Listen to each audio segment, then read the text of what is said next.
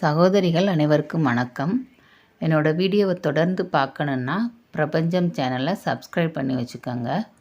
இப்போ நான் போடுற கோலம் உங்களுக்கு பிடிச்சிருந்தா கமெண்ட்டில் சொல்லுங்கள்.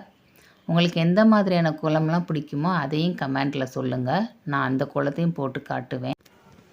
நான் வீடியோவில் போடுற கோலத்தை பார்க்குறதோட மட்டும் இல்லாமல் உங்கள் வாசல்லையும் டெய்லி இந்த கோலத்தெல்லாம் போடுங்க. இந்த மாதிரி நம்ம கோலம் போடும்போது நம்மளுடைய எண்ணம் எல்லாமே முழுவதுமே கோலத்திலே தான் இருக்கும். எப்படி போடலாம் அப்படின்னு சிந்திக்கும். இந்த மாதிரி சிந்திக்கும்போது நம்மளுடைய மனசில் வேறு எந்த வித எண்ணங்களும் வராது, மன அழுத்தம் இருக்காது. இந்த மாதிரிலாம் சின்ன சின்ன வேலையெல்லாம் செய்யும்போது தான் நம்ம மனசு கொஞ்சம் ஃப்ரீ ஆகும்.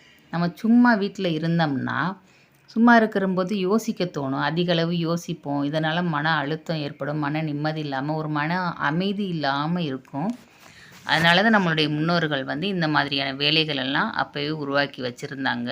இந்த கோலம் போடுறது, செடி வளர்க்கிறது இதெல்லாம் செய்கிறப்போ நம்ம மனசு கொஞ்சம் ஃப்ரீ ஆகும். செடிகளை நம்ம வளர்த்தோம்னா அது வளர வளர அதில் பூக்கள் பூக்கிறது, காய்கள் காய்க்கிறது இதெல்லாம் பார்க்கும்போது நம்மளுடைய மனசுக்கு ரொம்பவே சந்தோஷமாக இருக்கும்.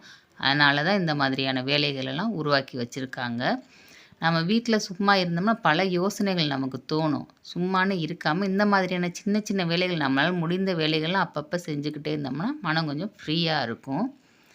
நம்ம செடி வளர்க்கும்போது அதில் பூக்கள் பூக்கிறத நம்ம வீட்டில் பூத்த பூவை பறித்து சாமிக்கு வச்சு நம்ம பூஜை செய்கிறப்ப அந்த சாமி ஃபோட்டோவில் பார்த்து அழகாக இருக்கும். அதை பார்க்குறப்ப ரொம்பவே மனசுக்கும் சந்தோஷமாக இருக்கும்.